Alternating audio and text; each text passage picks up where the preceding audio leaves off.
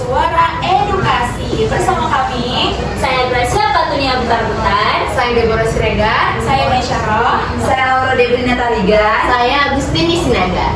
Nah, jadi episode kali ini sangat spesial tentunya karena hari ini bertepatan dengan peringatan Hari Guru.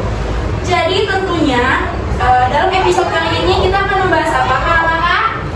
Membangun karakter melalui tokoh inspiratif guru.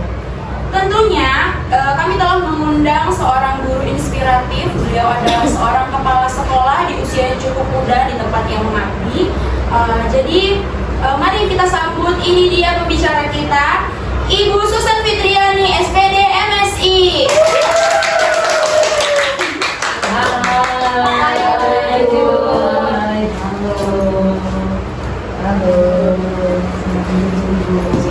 Aduh. Jadi bagaimana kabar Ibu hari ini? Alhamdulillah luar biasa. Jadi acara hari ini bagaimana Bu di sekolah kita? Tadi sekitar 7.30 kami melaksanakan upacara memperingati Hari Guru Nasional yang ke-79 bersama guru dan siswa seluruhnya. Sebagaimana tema kita pada hari ini, membangun karakter melalui tokoh inspiratif guru. Nah, jadi pemilihan tema ini tentunya ya telah kami siapkan dari jauh-jauh hari karena pada hari ini kita akan membahas pentingnya peran guru, ya kan, bukan hanya sebagai guru, sebagai pendidik, tapi juga sebagai manajer sekolah, apalagi di usia ibu yang masih cukup muda, masih seger, masih cantik sekali, ya kan. Bagaimana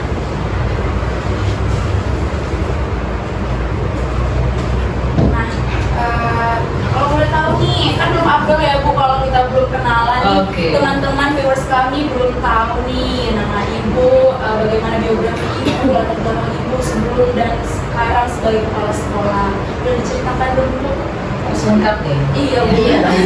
Sebenarnya saat kalian udah datang di sini, saya diundang di sini dengan kalian yang masih muda-muda, perasaan saya dulu kayak masih kuliah deh. Kayak masih mahasiswa gitu ya kan. Padahal rupanya di saat ini saya sudah duduk di bangku kepala sekolah. Nah, kalau boleh memperkenalkan diri, nama saya itu Susan Fitriani, SPD SD MSI. Artinya sarjana pendidikan SPD SD sekolah dasar. Jadi memang saya dicetak dari awal di duanya PGSD, S1-nya juga PGSD. Nah, jenjangnya itu memprioritaskan saya memang harus berada di sekolah dasar. Nah, kemudian saya ambil dengan administrasi pendidikan karena saya merasa jenjang setelah jadi guru saya harus jadi seorang manajerial. Nah, di sekolah itu tentu harus ada manajerial. Nah, manajerial di sekolah SD pada saat itu hanya kepala sekolah. Kalau di tingkat SMA itu sudah ada yang namanya PKS. Nah, kalau di SD enggak, hanya kepala sekolah seluruhnya. Paling cuma dibantu dengan seorang administratif, yaitu operator sekolah.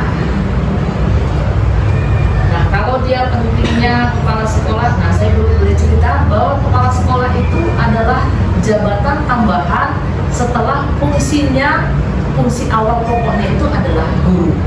Jadi kepala sekolah itu identik dengan guru yang mendapat jabatan tambahan sebagai manajerial sekolah, disebut kepala sekolah. Pastinya untuk ada di tahap ini itu gak gampang ya Bu, banyak prosesnya, ada program juga, biasanya PGRI ya kan Bu, ada programnya. Nah, apa yang membuat Ibu bisa sampai pada tahap ini sebagai kepala sekolah? Kalau dibilang banyaknya tuh capek banget sih memang sebenarnya. Bagus kalau saya berpikir enak jadi guru kali ya. Kenapa? Kalau jadi guru kan ada yang memotorin. Kalau kepala sekolah kita harus dari dongkrak sampai jadi motor kan gitu. Kenapa? Karena jadi kepala sekolah itu yang pertama kita harus bisa berada di tengah-tengah tenaga pendidik dan guru. Di TK, guru dan tenaga pendidikan. Baik itu dia guru dan non guru, maksudnya non guru itu administrasi tadi. Nah, jadi di situ kita bukan hanya harus dekat dengan kurikulumnya, dekat dengan administrasinya, tapi juga dekat dengan karakter guru-gurunya yang dalam satu unit itu berisi enggak satu kan. Nah, Misalnya contoh di sekolah ini, kita punya rombel ada 17 rombel, berarti ada 17 guru kelas, ditambah guru bidang studi dan tenaga kependidikan. Nah, jadi seorang kepala sekolah itu harus punya potensi yang kompatibel, ya. Nah, jadi kalau bisa cerita, program-programnya itu juga harus program-program yang sangat menyentuh dengan guru, siswa, dan masyarakat.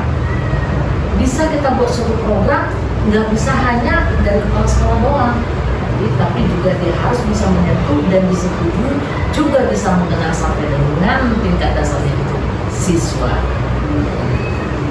Jadi kalau saya menyamakannya programnya aman, ya kan? Saya nyatakan bahwa program-program saya yang akan saya cetuskan atau program-program yang akan dilaksanakan adalah program nyaman. Terus Bu, ini kan berbicara mengenai program. Nah, kira-kira Bu, apa program yang dapat membangun karakter siswa yang akan Ibu tanamkan ataupun Ibu terapkan agar siswa-siswa kita di sini itu memiliki karakter yang positif dan menjadi generasi yang maju? Oke, baik. Jadi kalau yang namanya SD itu kan artinya dasar ya. Berarti berangkatnya mereka dari pendidikan keluarga masuk ke SD, atau dia dari PAUD ya, dari PAUD dengan terus masuk ke SD. Tetapi rata-rata di daerah kami ini tidak semua dari PAUD atau dari TK. Ada yang memang guru dari rumah.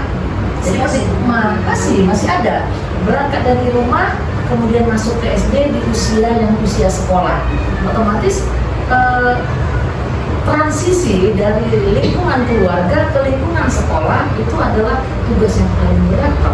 Makanya di awal-awal masa MPLS, masa pengenalan lingkungan sekolah, di situ cukup kita berikan waktu 2 minggu, disitulah masa transisi yang luar biasa. Pengenalan dia dengan guru, pengenalan dia orang asing dalam kehidupan anak-anak ini tadi. Nah di situ juga dia harus dituntut juga mau menerima informasi, ya materi pelajaran, literasi, numerasi dan segala macam, sehingga memang harus orang-orang yang profesional yang kita tadi, panitia, penerimaan, peserta didik baru.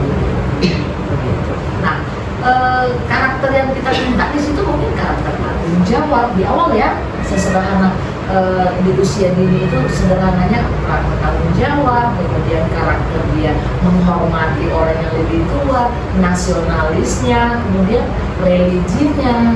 Nah, tetapi awal pertama dia masuk ke dalam lingkungan sekolah, berarti awal itu adalah menghormati. Ya, mungkin dia selama ini taunya di lingkungan keluarga cuma bapaknya, mamanya, kakeknya, neneknya doang. Tapi jika masuk transisi masa sekolah, dia harus mengenal orang lain yang juga harus dia hormati.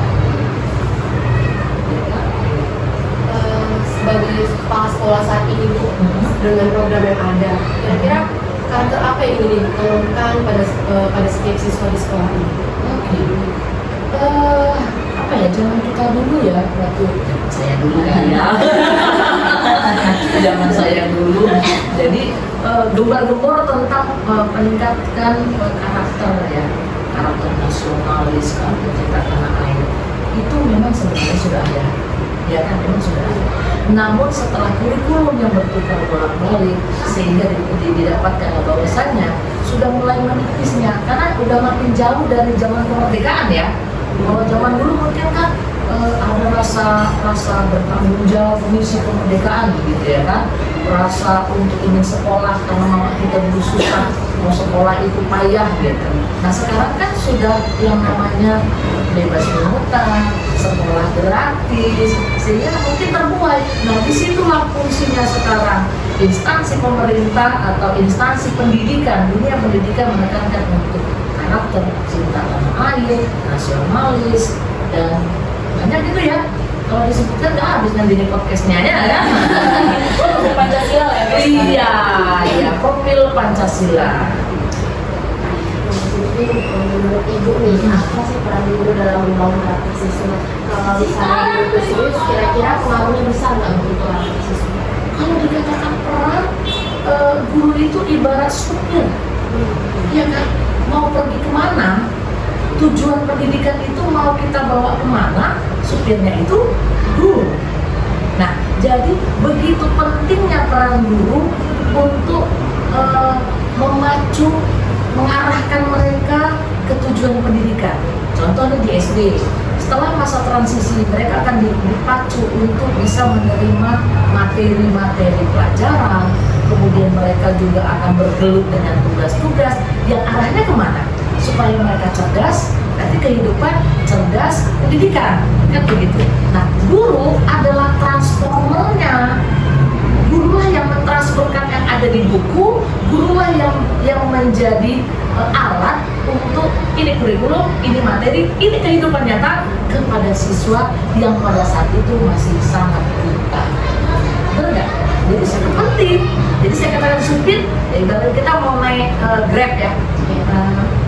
Mau kemana Bu? Kan udah duluan dicek, ya kan? Udah duluan kita minta tujuannya kemana. Jadi si supir tadi berangkat, upaya supir selamat sampai tujuan, nyaman dalam perjalanan.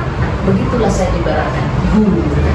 Begitu pentingnya sehingga peningkatan kualitas guru selalu update dan upgrade. Bukan cuma update kalau ya, update dan upgrade. Gitu. Jadi ini ya sangat penting. Sangat penting. Iya. Ada nggak Bu, bisa inspiratif Ibu dari siswanya ini ketika Ibu berhasil memberi karakter?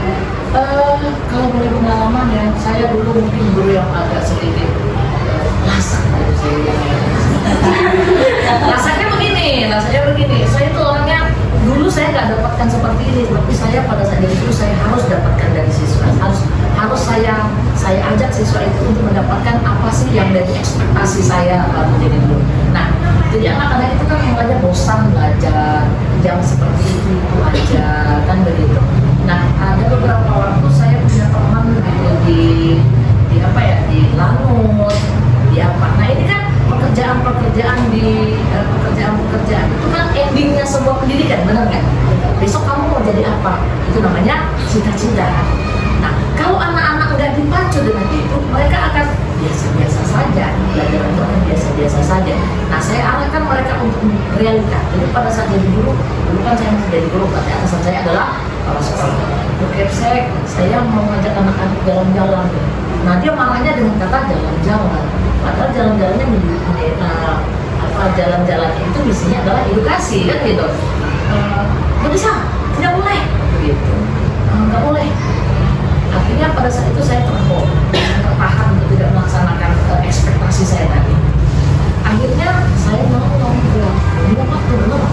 Yang penting saya sama orang tua murid dapat izin, kemudian saya berangkat dengan dijemput bus dari Dan Lanut gitu. Ya kan? Saya upayakan, saya tunjukkan gitu. Kenapa anak keluar gitu, kata kepala sekolah, karena kan bawa anak murid tuh bodong-bodong. Saya kan bilang mau izin, mau bawa ke Dan Lanut gitu. Jadi tujuannya apa? Kan udah ada proposal di meja, tapi dia udah baik, saya bilang gitu, tapi berangkat. Nah, singkat cerita, setelah kembali anak-anak luar biasa bahagia. Anak-anak itu semangat. Kenapa? Saya wawancarai satu-satu. Apa rupanya yang kamu dapat, kok bangga kali, senang kali? Saya mau Bu pakai baju oranye. Gitu. Terus saya mau Bu besok bisa nyetir pesawat. Bu saya mau Bu jadi teknisinya. Bu saya mau Bu jadi satpamnya. Ada yang bilang gitu. Gitu. Inspirasi mereka gitu. Jadi hanya satu tempat gitu. Nah, intinya pada saat itu pembelajaran yang hanya di kelas saja seperti kita dulu sekolah, saya dulu sekolah, kok kayaknya membosankan. Anak-anak perlu diarahkan ke dunia nyata. Makanya program-program saya setelah saya jadi kepala sekolah juga mengarahkan mereka, mengajak mereka melihat dunia nyata. Apa saja itu? Tadi salah satu cita-cita, tanggung jawab. Kemudian mereka akan memotivasi sendiri. Mereka juga punya pemikiran yang brilian. Anak-anak sekarang menuju generasi emas. Jadi emaskan dulu dia, ya kan? Mau dijadikan generasi emas, kok mereka diperakkan atau diimitasikan, jadikan nyata. Gitu. Ya kan? Mau jadi generasi emas dia kok mengganti kita. Jadi kalau nggak kita yang update dan upgrade mereka, justru mereka akan lebih di bawah kita. Ya kan? Contohnya ini, besok mungkin kalau saya biasa-biasa saja, mereka ngapain jadi kepala sekolah itu udah biasa-biasa aja kan gitu kan? Makanya kita, nah pernah beberapa waktu yang lalu kemitraan kami dengan Unimed menghadirkan mahasiswa. Saya katakan mahasiswa yang mau magang di sini selalu harus pakai amatan. Kenapa?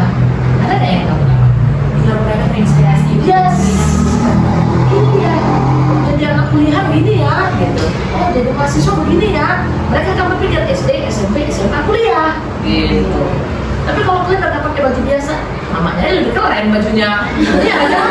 Kalau pakai kemeja sama celana biasa, mamanya juga lebih keren, bisa lebih matching mamanya, ya kan? Namun saat kita gunakan alma mater, kemudian uniform, satu lagi sekolah ini saya harus selalu pakai uniform membedakan kita dengan orang tua murid atau dengan sales yang modalnya di sekolah, itu yang membedakan. Bu, bagaimana Bu kita kan sekolahnya ada 2 nih. Nah, bagaimana membedakan? Sebenarnya kami nggak pernah pulang cepat, karena ada kan kita wajib hadir di sekolah 37,5 jam aturan harus hadir di sekolah selama 37,5 jam 1 minggunya. Jadi sekolah belakang pulang duluan. Kepala sekolahnya kan nggak ikut peraturan, saya kan harus ikut peraturan. Yang membedakan kita nanti Bu pakai uniform, pakai seragam. Senin, Selasa, Rabu, Kamis, Jumat itu ada informasinya. Jadi pakai itu kita berarti memberi makna pada diri sendiri. Kamu cetak donasi gold, masa kita minta hasil gitu ya? Iya juga. Nah, tadi kan itu sebelum Ibu menjadi kepala sekolah tadi ya Bu, bagaimana cara Ibu membimbing siswa-siswa Ibu, sangat inspiratif sekali pasti ya. Tantangan terbesar apa sih Bu yang Ibu hadapi ketika membangun karakter siswa itu setelah Ibu menjadi kepala sekolah? Oke. Beranjak dari dulu, kemudian dulu di jabatan sebagai kepala sekolah itu sebenarnya ada sumpah. Sumpah itu itemnya banyak. Ya, secara globalnya kita harus sebagai administratif, manajerial, juga sebagai jiwa sosial, juga kepribadian. Ada 5 item yang harus dipegang oleh seorang kepala sekolah. Nah, jadi semua itu harus dirangkum dari unjuk kerjanya atau aksi nyata kepala sekolah adalah pencetusan program-program dan begitu. Nah, bagaimana seorang kepala sekolah bisa menyentuh kepada siswanya? Berarti saya harus sepaham dulu dong dengan guru-gurunya, benar nggak? Makanya tugas kepala sekolah itu double dan completable. Selain dia juga harus bisa merangkul gurunya, dia juga harus dekat dengan siswa, juga harus bisa balance dengan orang tua. Kan gitu. Nah, jadi bagaimana bisa membangun karakter siswanya? Ya gurunya duluan. Kita briefingin, kita rapat, kita diskusi, kita ciptakan ini mau dibawa kemana. Nah, sepaham semua guru baru disampaikan kepada siswanya. Nah, kalau katanya tidak 100%, 60% sudah nampak harus ada perubahan dari pembentukan karakter. Jadi kedekatan bagaimana dengan orang tua di sekolah ini ada yang namanya paguyuban kelas. Itu adalah tempat atau wadah komunikasi antara guru dan siswa juga orang tua. Curhat-curhatan. Nah, itu kan baru ketahuan tuh. Misalnya, Bu, ternyata guru ini begini. Bu, masa guru ini begini? Bu, begini. Nah, jadi ternyata kita balancekan dengan laporan dari orang tua juga. Jadi kita vlog.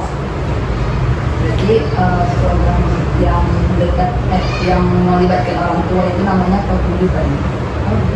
Ya, paguyuban kelas. Jadi itu adalah wadah tempat kita curhat-curhatan tentang program yang menyentuh kepada orang tua murid, juga sosialnya. Iya, Mendekat diri kepada orang tua. Iya. Tadi kan berarti ada programnya Pak. Iya kan? Buat nyaman. Iya, jadi kami sekolah tidak terima komplain, orang tua juga menerima informasi lengkap. Di sekolah ini. Iya. Jadi dari situ tuh Bu, tantangannya apakah semua wali murid itu welcome untuk sharing-sharing, mau tahu anaknya di sekolah bagaimana? Apakah ada orang tua yang acuh tak acuh sama progres anaknya di sekolah?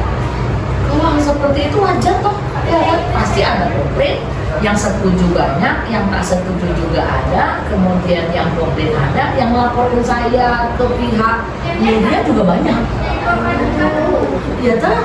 Iya, karena kan kadang program itu begini, ada yang memang hobinya hobi orang tua murid itu yang penting ngomong, ngomong gitu. Padahal padahal ikut. Nah, kadang sampai saya di video-videoin gitu lagi kan. Jadi dia diviralin. Iya. Jadi Saya beranggapan itu terima kasih, saya udah diviralkan. Ini terkenal ya. Saya kan terkenal. Iya Bu, tapi begini. Nah, kalau untuk sampai dengan tujuanmu atau apa maunya, kita bicarakan di sini, ya kan? Kita harus bicarakan diskusi, nggak bisa kita di luar seperti itu. Saya juga punya rambu-rambu yang harus saya taati, saya juga seperti itu. Jadi yang penting bicara. Ya, komunikasi yang baik, komunikasi dua arah atau komunikasi untuk sebelumnya itu harus kita berikan supaya balance. Jadi Bu, menjadi kepala sekolah di sekolah yang terletak di pedesaan seperti ini, pastinya tidak gampang ya Bu. Ya, jadi bagaimana cara itu untuk membangkitkan semangat belajar anak, semangat belajar siswa-siswi di sekolah ini? Apa ya? Jadi di awal-awal saya masuk di sini tahun 2023 di sekolah ini. Saya jadi kepala sekolah itu tahun 2021. Tapi sekolahnya bukan di sini. Setelah 2 tahun di sekolah sana saya sukses, saya kemudian dapat juara adiwiyata tingkat provinsi. Sekolah yang lama sih tahun 2021. 2022 saya juga dari TVRI saya sebagai kepala sekolah inspiratif di bidang seni, karena anak-anak itu rutin 3 bulan sekali nampil di TVRI. Kalau tidak cuma TVRI ya, tapi anak-anak di situ memotivasi masuk studio, lihat kamera, ada cahaya sana sini, iya. Jadi anak-anak jadi belajar pede gitu. Jadi 2 tahun tamatan itu mereka kalau ketemu gitu, ibu Isra kali kita masuk TVRI, candu, jadi candu karena 3 bulan sekali rutinnya. Nah, setelah saya nggak tahu, mungkin adalah positifnya saya dipindahkan kemari, mungkin saya juga harus menunjuk di sisi sekolah pedesaan ini. Nah, tantangannya sangat berat. Kalau dia di kota ya, di sekolah itu mungkin di pusat kota, di lintas kota, orang tuanya respect dan mereka yang penting lifestyle. Orang tuanya ini senang anaknya masuk TV gitu, senang anaknya begini segala macam itu semua. Nah, tiba di sekolah yang kita katakan pedesaan, yang lebih banyak orang tuanya itu adalah petani, yang kemudian yang gajiannya segitu sekali, kemudian ada yang broken home juga, ya kan, banyak sih macam. Nah, tantangan saya di situ bagaimana menyatukan persepsi dengan orang tua murid, menyatukan persepsi dengan pihak sekolah, ya. Saya datang nih, saya orang baru belajar di sini kan gitu. Bagaimana saya beradaptasi dengan guru-guru di sini? Ya, seiring waktu, yang penting pada saat itu saya bekerja ikhlas, tidak berharap harus begini, harus begitu, atau harus maunya kita enggak. Karena kita yang datang, kita lah yang harus bisa mengikuti suasana, iklim, alunan musiknya yang ada di sini, sampai sehingga muncul program-program yang harus mengena dan menyentuh dengan warna sekolah ini. Ya, jadi kan tadi berbicara tentang tantangan ini, pasti ada juga lah harapan ibu untuk generasi yang mendatang soal pendidikan. Apa itu mungkin? Pasti harapan kepala sekolah, harapan guru dan orang tua murid mungkin sama. Untuk objeknya adalah siswa tadi, ya kan? Kita mau dia itu jadi orang yang berpendidikan, berkarakter, kemudian dia juga bisa semangat belajar dan bonusnya dia berprestasi, kan begitu ya? Iya. Nah, jadi pembentukan karakter itu kan proses tuh. Progresnya itu tadi tampilannya setiap saat, makanya setiap tahun ajaran saya selalu memunculkan pentas seni siswa. Nah, di pentas seni siswa itu kan kelihatan tuh bakat-bakatnya, dia mau jadi apa gitu kan. Jadi dipacu, dan sebelum ke pensi kita juga ada namanya penampilan P5 setiap hari Jumat. Setiap hari Jumat, khusus untuk hari Jumat itu kita selalu sholat duha bersama. Kemudian kadang-kadang kita panggil juga ustadz untuk pencerahan rohani bagi yang muslim dan juga bagi yang non muslim. Kemudian kita juga penampilan tari-tarian apa. Nah, karakter itu akan muncul dengan sendirinya. Karakter harapan kita kalau mana guru menyampaikan apa-apa hal yang baik kepada siswa, ini akan muncul secara otomatis. atau guru itu tampilkan jadi model buat dia, anak-anak itu juga sudah pintar-pintar, kan begitu. Contoh nih, kita biasakan guru asal pagi menyambut mereka di pintu gerbang, selamat pagi, otomatis mereka akan bersalam 1 kali 2 kali, besoknya nggak bakalan suruh kan. Nah, di mana ketemu guru dia akan nyari salam, kan karakter menghormati sesama. Untuk hal seperti ini. Untuk yang karakter sasaran karakter yang lainnya itu terjadi karena pembiasaan. Benar nggak? Iya. Tadi kan kita udah bahas siswa yang kami ini pasti banyak guru di luar sana, calon guru seperti kami ini ingin menjadi seperti ibu, mungkin kepala sekolah di usia bisa dibilang cukup muda, kan bagi seorang pendidik. Kira-kira apa nih motivasi pesan yang dapat diberikan kepada guru-guru di masa ini? Apa ya? Optimis. Selalu harus optimis dan selalu membuka pikiran, hati, dan wawasan. Kalau kita hanya berpikir, udah tamat sekolah, udah, atau kalau jadi PGSD nanti jadi gurunya itu. Nah, kalau kita berpikir hari ini cuma hari ini, padahal hari yang kita banyak, nanti kurang optimis. Jadi tetap optimis, tetap update dan upgrade. Itu toh, iya kan? Kalau nggak update berarti dia lemah dong. Ketinggalan zaman, tergerus zaman. Selalu ingin menjadi diskusi aja. Iya, jangan mau lihat wawasan itu. Coba gini, seorang marketing, sales. Ya. Apakah yang bisa kita ambil atau ilmu yang kita bisa ambil dari seorang sales?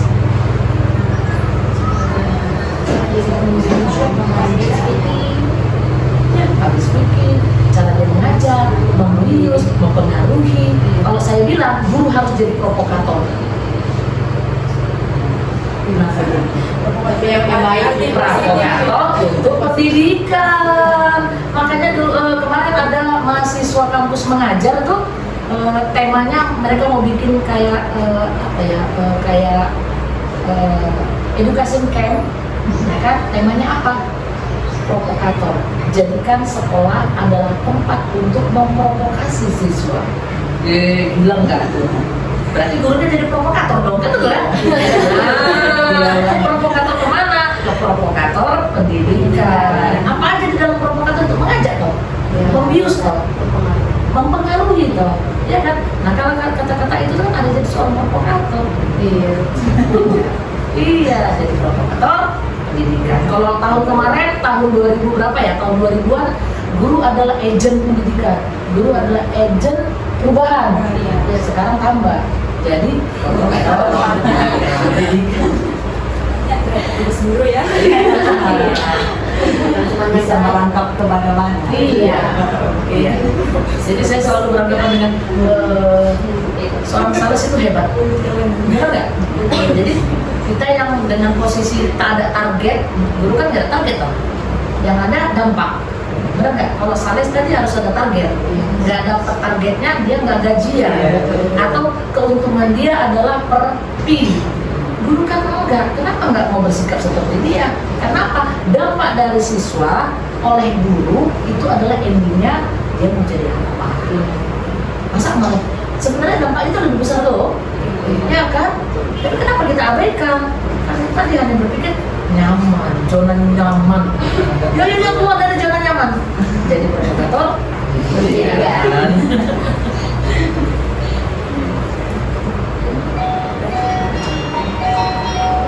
Nah, begitu aja bincang-bincang kita pada hari ini di episode Hari Guru. Spesial Hari Guru. Spesial Hari Guru. Jadi dari episode kali ini ya, hikmah yang dapat kita petik adalah untuk menjadi seorang guru itu kita harus optimis, yang kedua kita harus pintar, Update dan upgrade. jangan lupa. Terus juga kita harus pertama sekali menanamkan karakter dan pembiasaan yang baik terhadap siswa, karena guru adalah role model bagi siswanya. Jadi bagaimana tindakan guru, caranya berpakaian, sesepele cara dia berbicara, itu akan memberi dampak pada karakter anak atau karakter siswa. Jangan lupa update terus di podcast kami. sekian aja dulu ya episode kali ini. Kami tutup. Selamat pagi. Bye.